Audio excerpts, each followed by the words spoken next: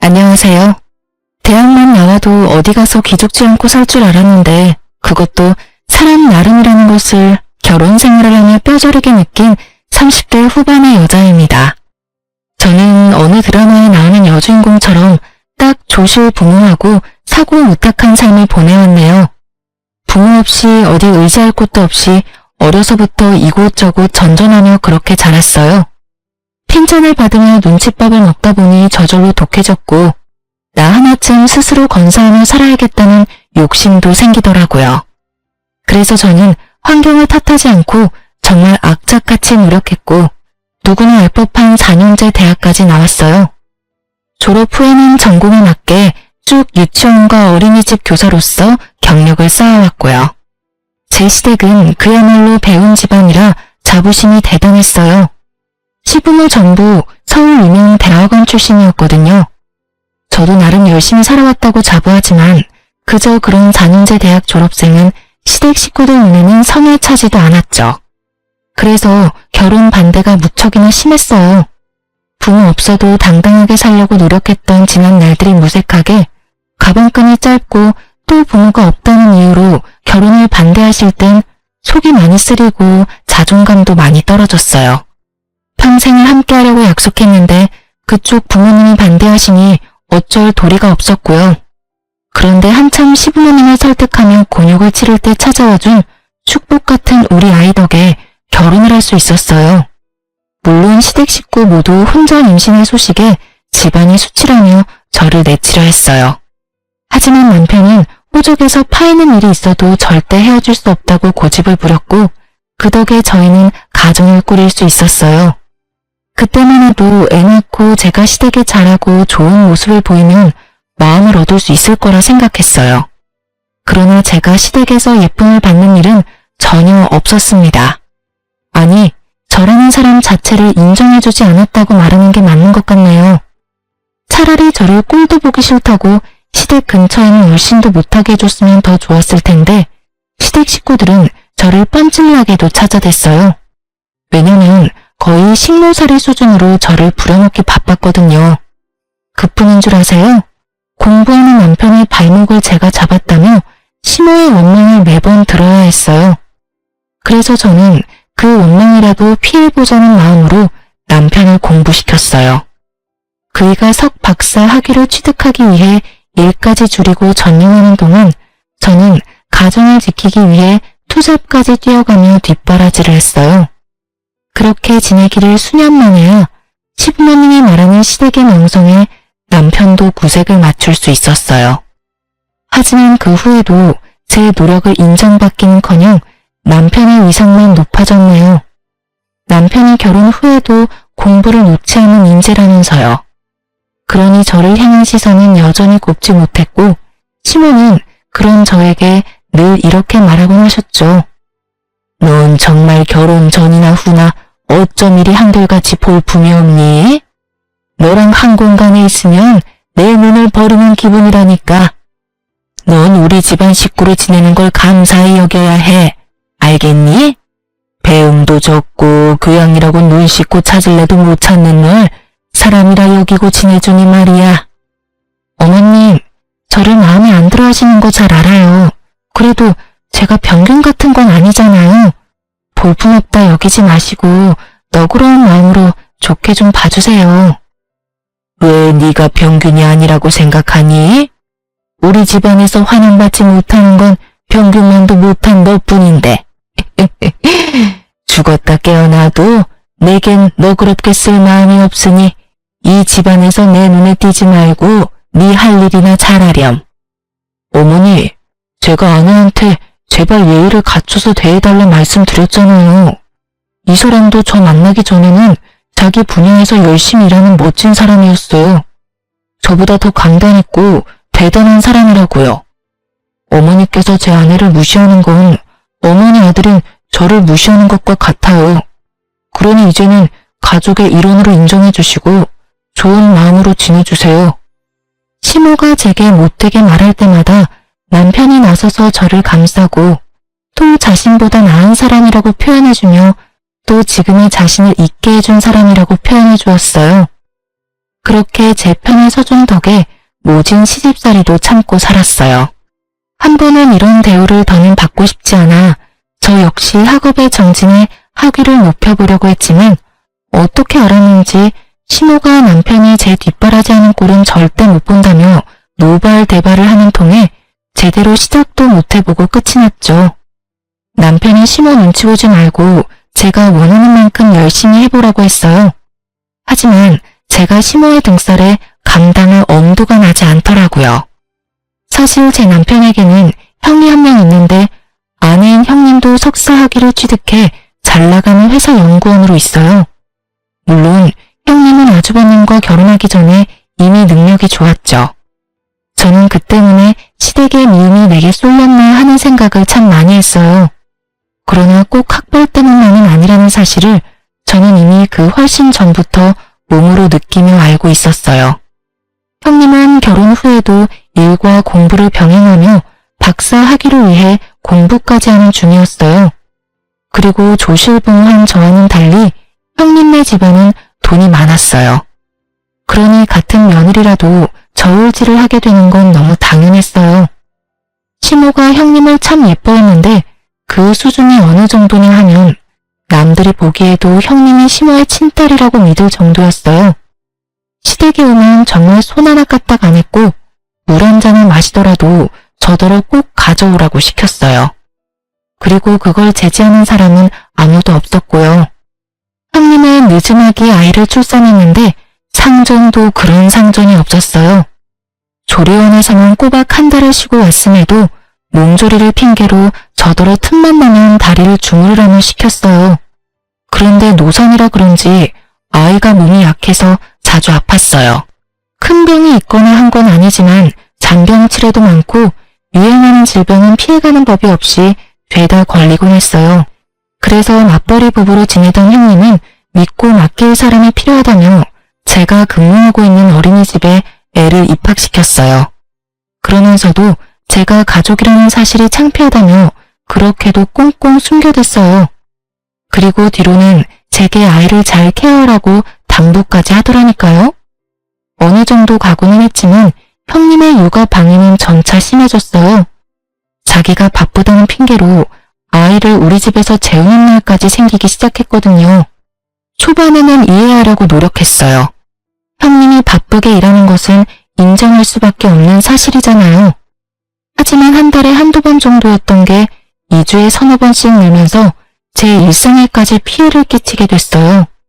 저는 큰맘 먹고 형님에게 딱 잘라 말했어요.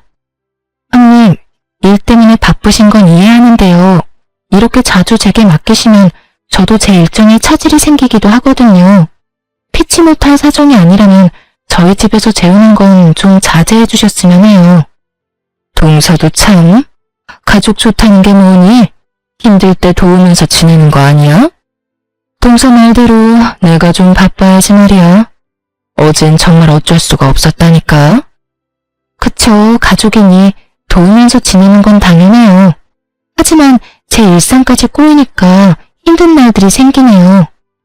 동서 덕 좀 보나 했더니 큰 의미도 없네. 알겠어. 내가 조금 더 신경 쓸게. 형님이 순순히 알겠다고 해 한시름 놓았는데 다음날 시모가 제게 퇴근하면 시댁으로 오라며 전화를 해온 거예요. 그런데 기가 막힌 광경이 펼쳐져 있더라고요. 분명 저와 대화할 땐 좋게 넘어갔던 일을 제게 서운함까지 느꼈다며 문제 삼으며 온 식구들 앞에서 눈물을 뚝뚝 흘려대는 겁니다.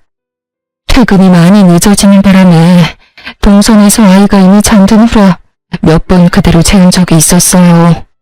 그런데 동서가 어제 제게 자기 일상까지 침해하는 짓이라는 면박을 주는데 형님, 그게 다 무슨 말씀이세요? 제가 언제 면박을 줬다고 그러시는 거예요? 동서, 내가 미안해. 내가 나 바쁜 것만 생각하고 동서 힘들 걸 헤아리지 못했어. 나는 윗사람 자격도 없어. 위에 맡기는 거 불쾌하다고 했으니 더는 맡기지 않을게. 그럼 동서 기분이 좀 괜찮겠어? 아가, 네가 뭐가 미안하니? 열심히 살아보려는 게 뭐가 잘못이라고. 예, 너는 어떻게 된 애가 이해심이라고 눈꽃만큼도 없니?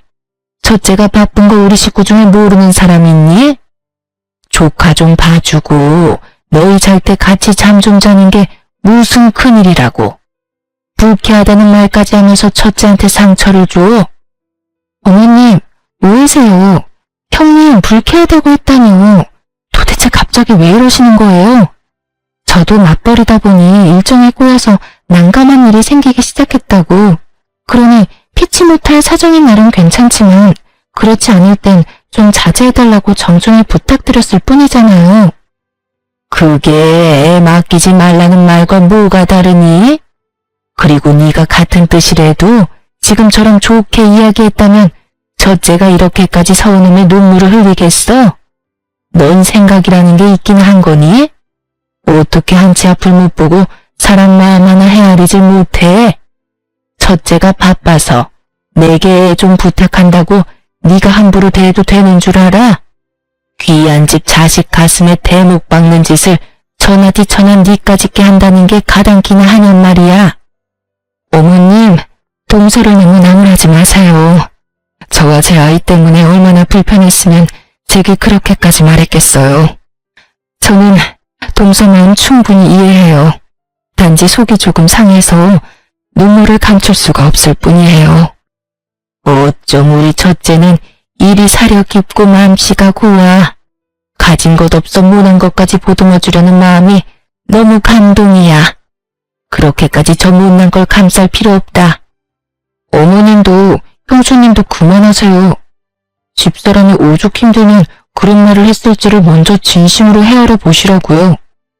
사실 제 조카지만 아내가 전반적으로 챙기게 두는 것도 제 입장에서 미안한 일이에요. 거기다 형과 형수님이 너무 자주 만난 것도 맞고요. 요 근래에는 다 늦은 밤에 전화해서 애 잠들었냐 확인하는 거 저도 좀 불편합니다. 듣다 못한 남편이 제 편을 들며 자신도 불편하다 이야기해준 덕에 형님의 눈물 연기가 어색하게 끝이 났어요.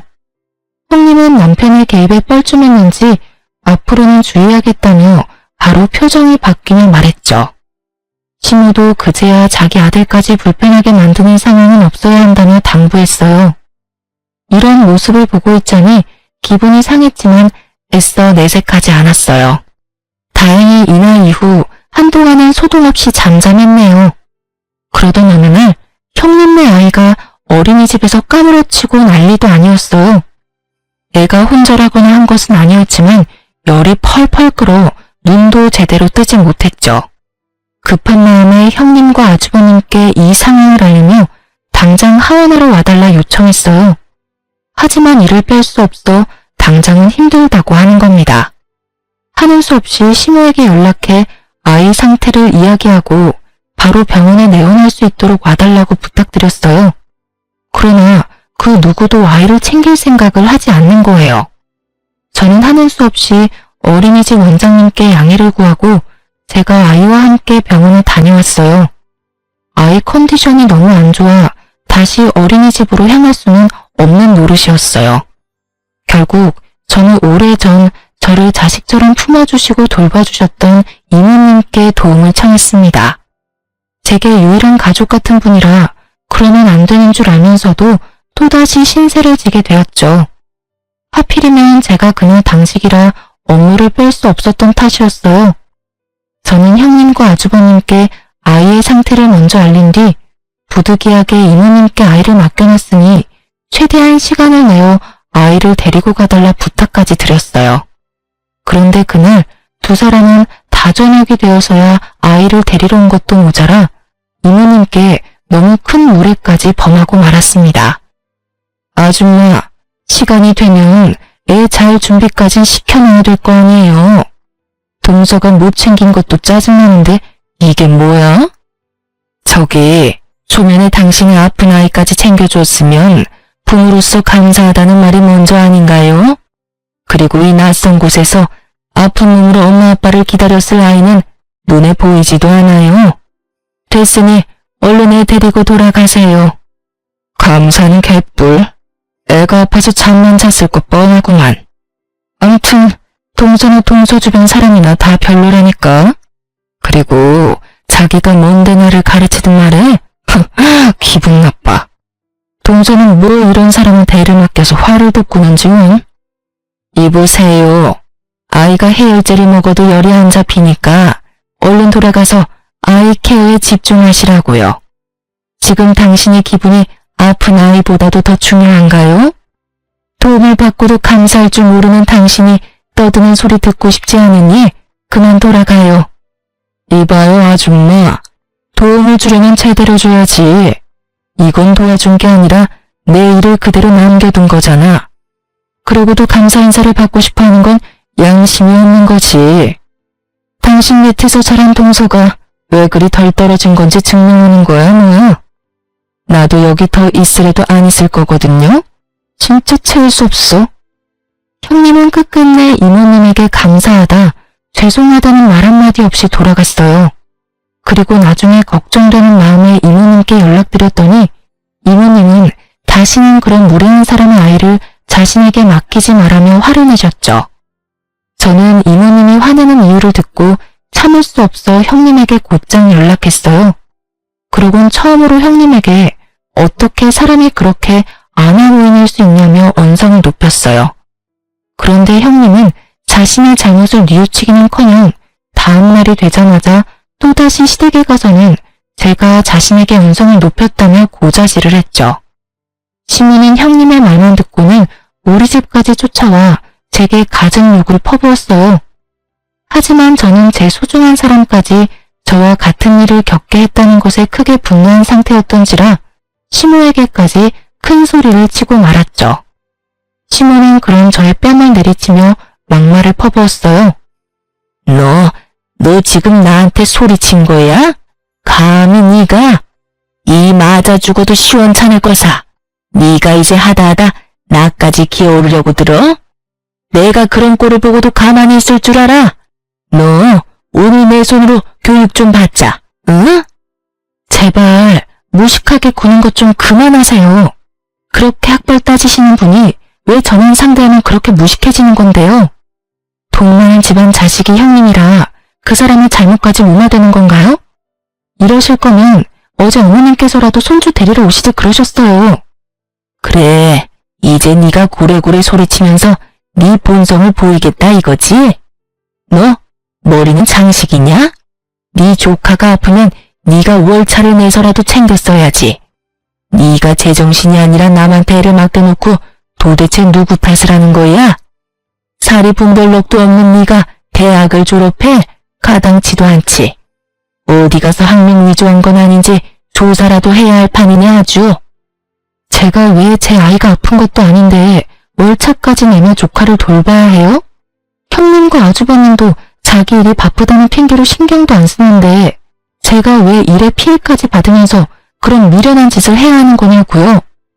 사리 분별도 못하는 사람은 제가 아니라 형님과 아주버님이고 어머님이죠.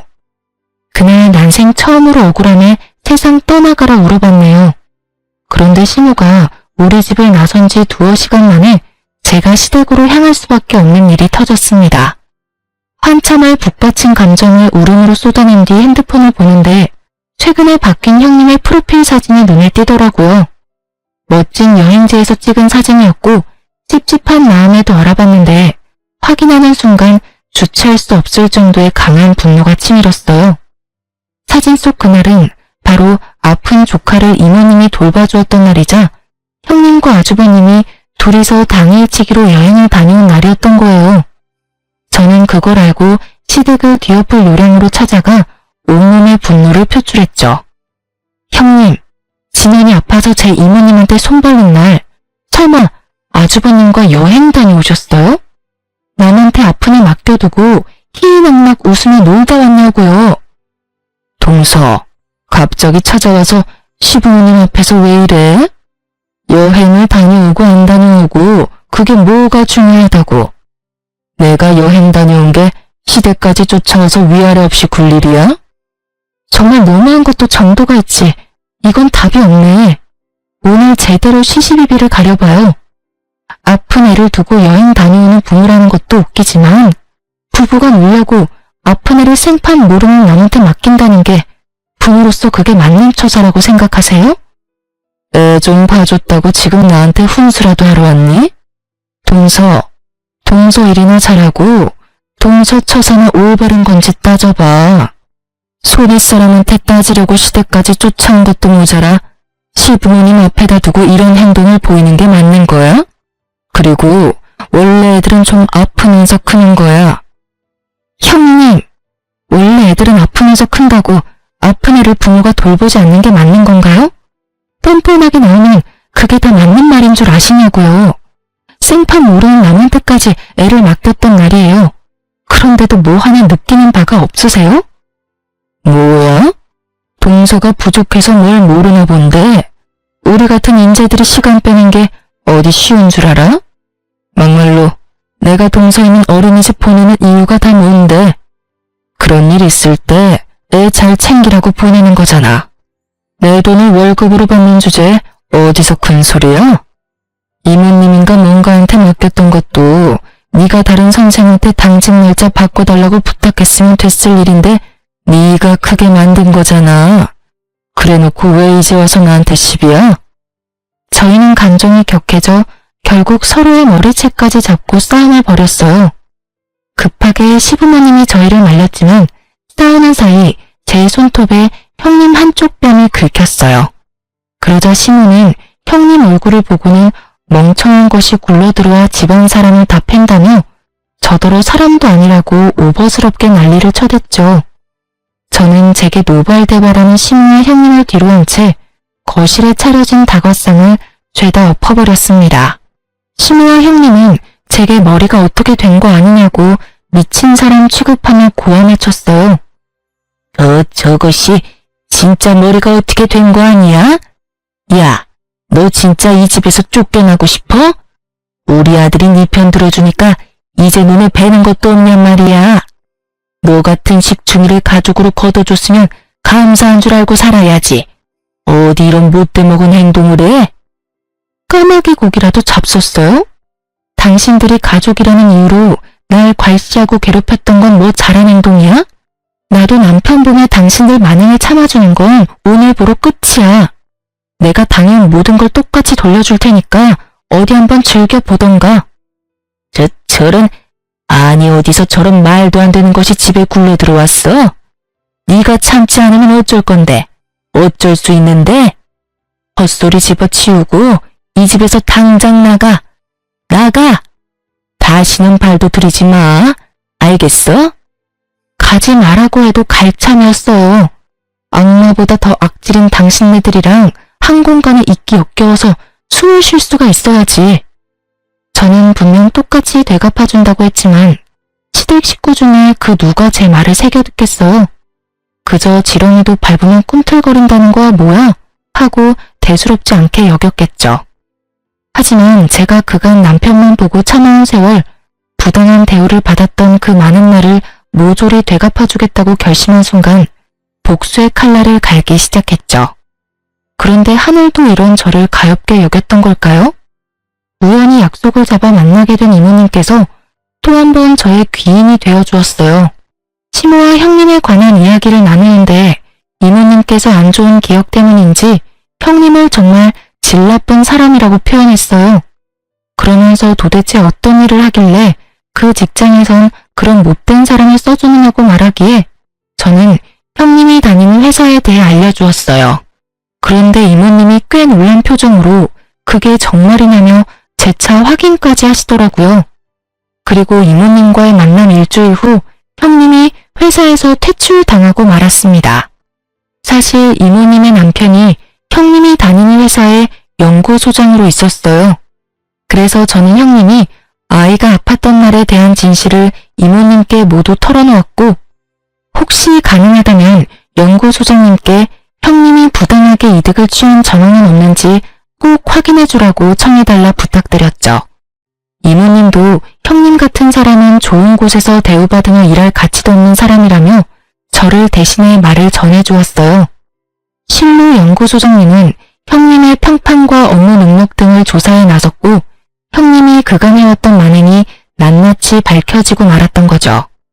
조카가 이모님께 맡겨졌던 그날의 일을 포함해 이전부터 줄곧 이런 방식으로 조퇴나 월차를 냈던 정황이 전부 밝혀지면서 업무 태만으로 해고를 당한 거예요.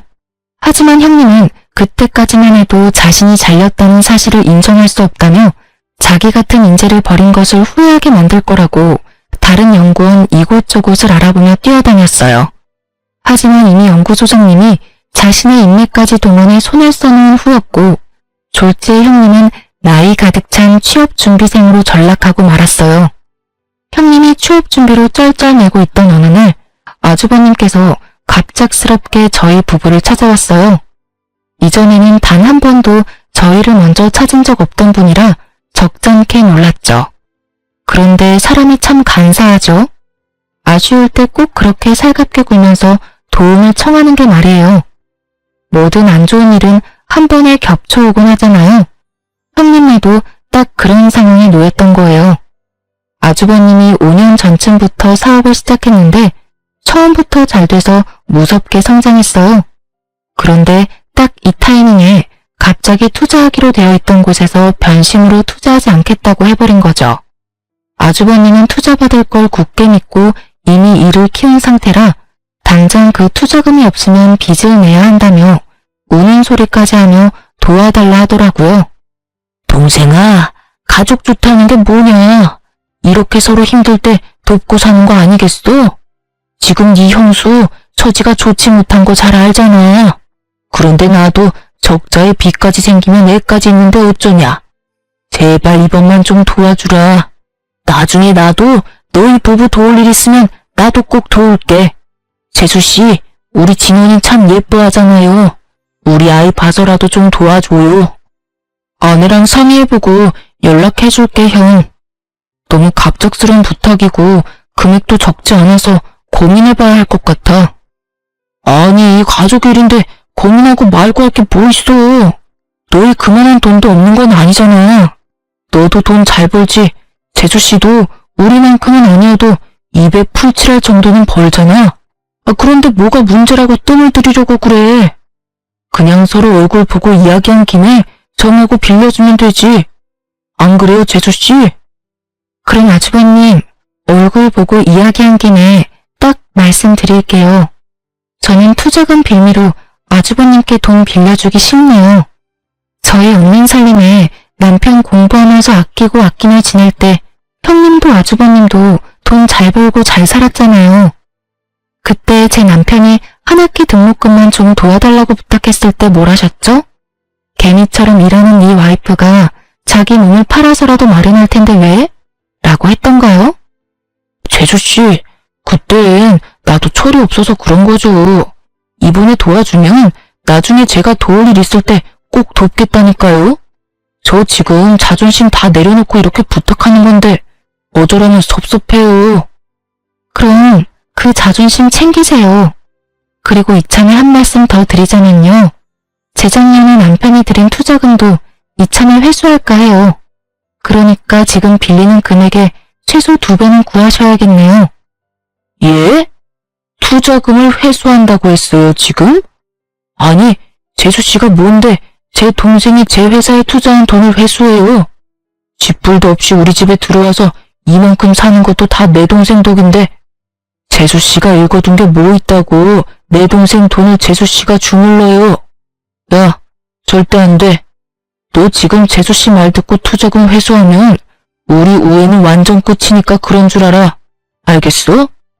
아주버님, 남편이 넣은 그 투자금의 대부분이 제 돈이에요. 남편이 느지막이 경제활동을 시작했는데 그 당시에 그만한 큰 돈이 어디서 나요. 내 돈 내가 알아서 하겠다는데 왜 간섭하세요? 여보, 방금 아주버님이 하는 말 들었지? 나 당장 투자금 회수해줘요. 사실 남편 뒷바라지하며 우리 가족의 미래를 생각하면서 악착같이 모았던 돈이 있었어요.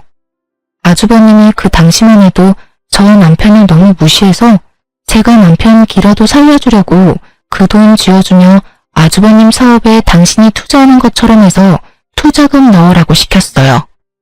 저야 원래도 시댁 식구들이 무시하는 게 일상이라 괜찮았지만 제 남편까지 은근히 배제당하고 무시당하는 건 참을 수가 없었거든요.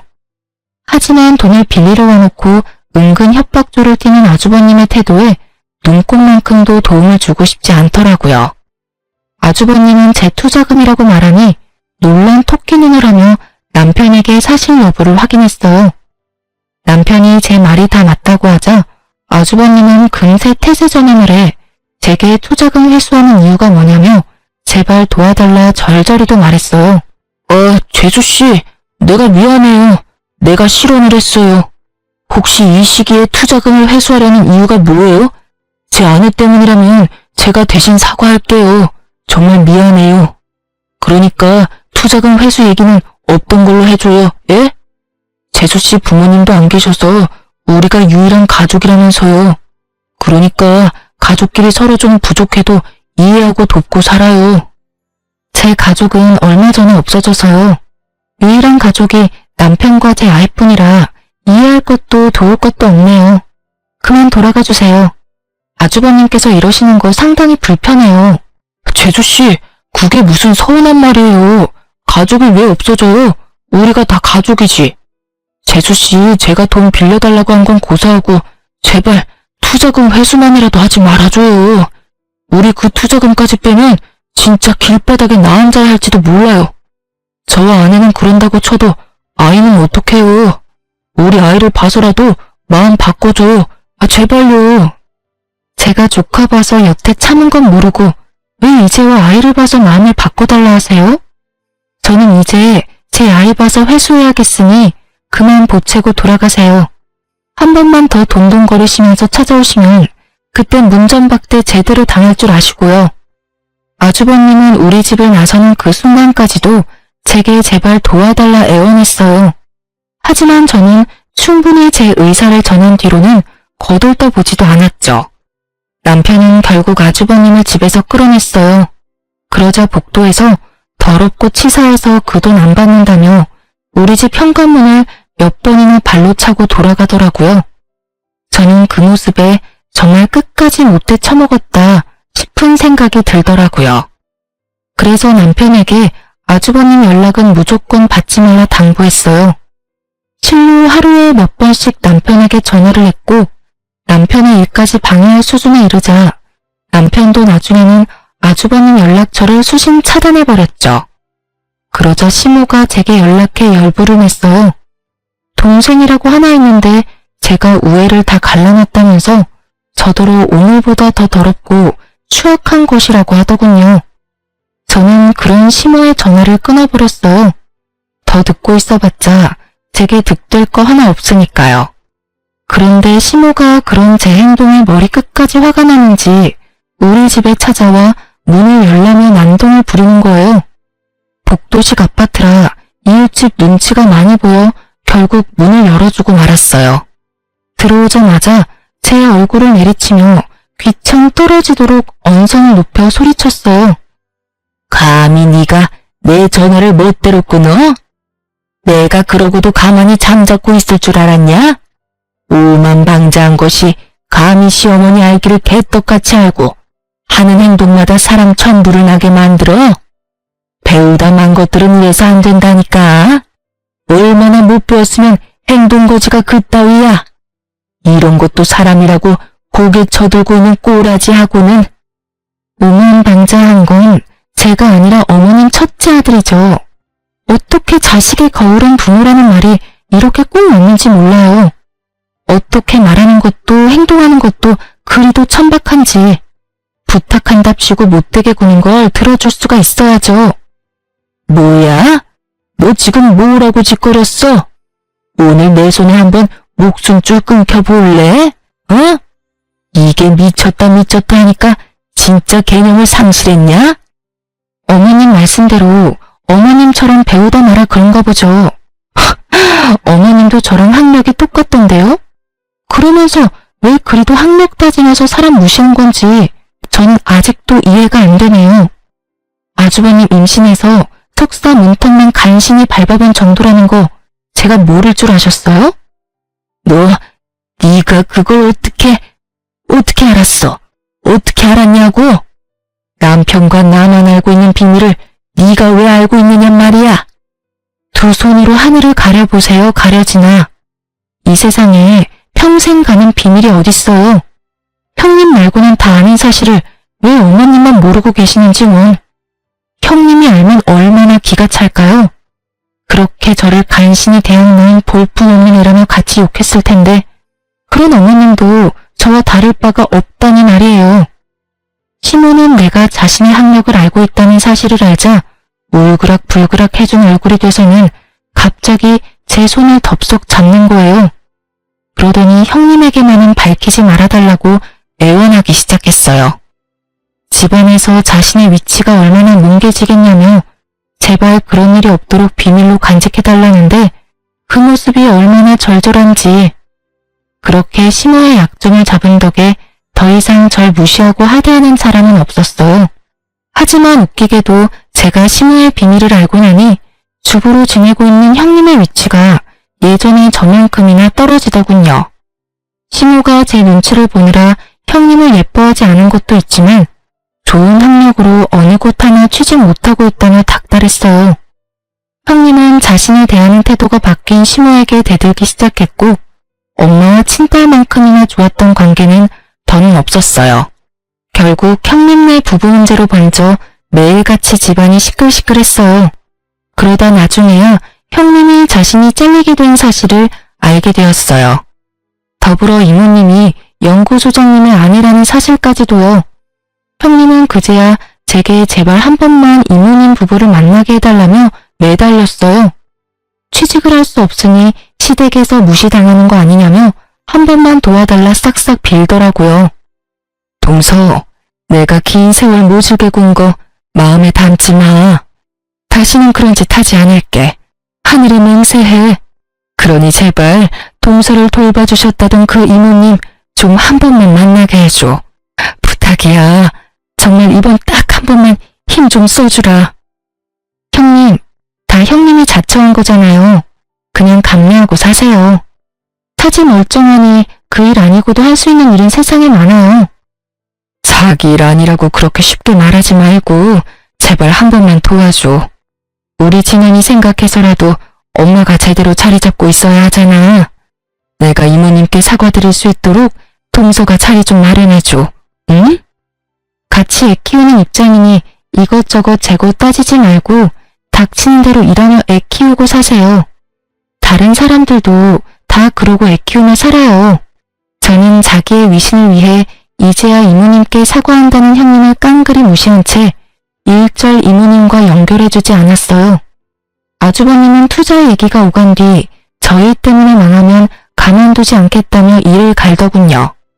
하지만 그도 얼마나 가겠어요. 세상 이치가 자기들 뜻대로 되진 않잖아요.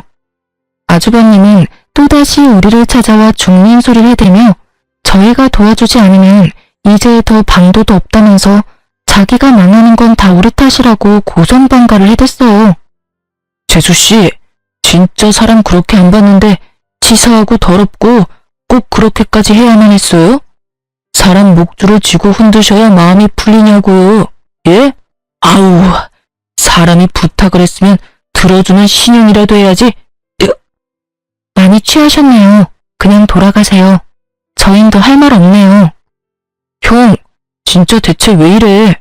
그만 돌아가. 밤이 늦었어. 아우, 시끄러워. 네가 제일 나빠. 알겠냐? 넌 형 망하는데 눈도 깜짝 안 하고 멀쩡한 투자금을 왜 회수하냐 이 말이야. 우리 집안 꼴이 우스워진 건 다 네가 결혼을 잘못했기 때문이야. 다 저 멍청한 재수씨 때문이라고. 아이, 짜증나. 재수없어. 남편이 아주버님을 말려도 소용없었고 형님까지 불러 아주버님을 데려가라 했지만 그것도 소용없었어요.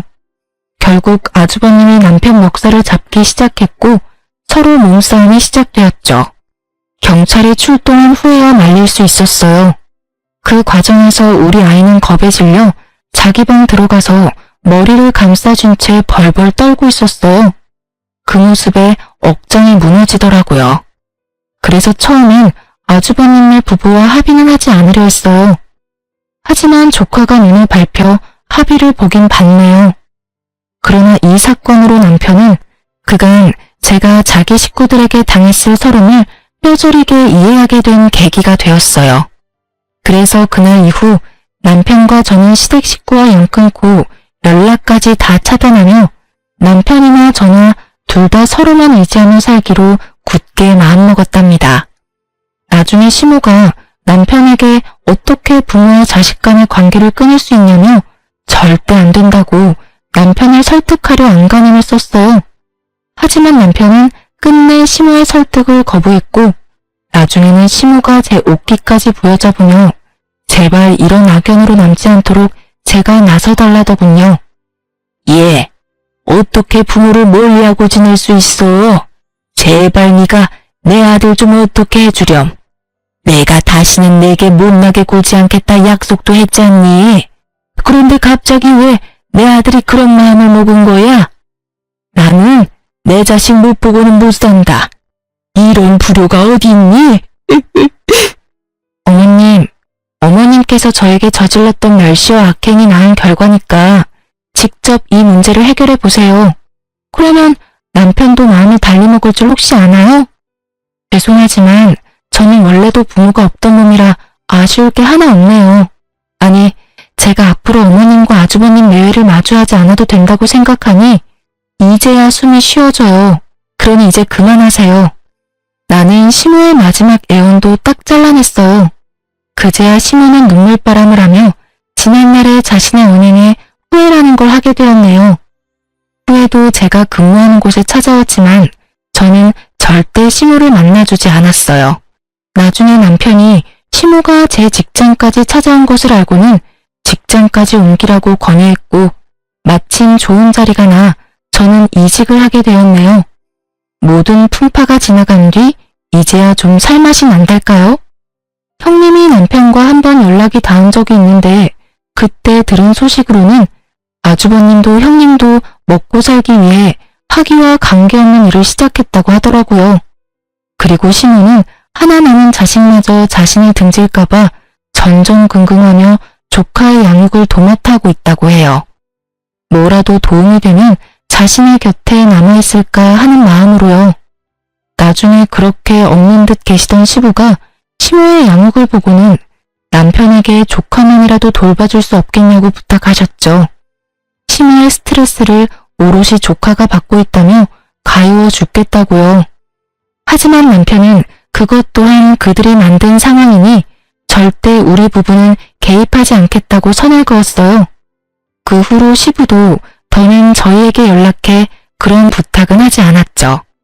시모와 아주버님네를 보니 학벌은 삶에 있어 중요하지만 결코 인생의 전부가 될 수 없다는 것을 다시금 깨닫게 되었어요. 지금 저희 부부는 아이와 단란하게 지내며 소소한 행복 속에서 지내고 있답니다. 그리고 저는 새로운 어린이집에서 새롭게 자리 잡아 제 일상이 좀 더 윤택하게 변화했어요. 이전에는 더 나은 곳으로 옮기며 급여나 환경 모두 훨씬 좋아졌거든요. 이전의 일상에서는 상상해보지도 못한 그런 여유로움을 이제는 매일 누리며 지낸다는 것만으로도 행복해요. 비록 남편이 가족과 멀어진 것은 안타깝지만 남편도 지금의 생활이 더욱 만족스럽다고 얘기해주어 한시름 놓았네요. 앞으로는 우리 세 식구의 안위만을 생각하며 저 자신이 존중받고 또 존중하는 삶 속에서 살아가고 싶어요. 다사다난한 30대를 잘 마무리하는 해를 보내고 부디 제 40대는 찬란하게 피어나길 바라며 이만 사연을 마칩니다. 시청자분들께서도 늘 존중의 삶 속에서 평안하시길 기원합니다.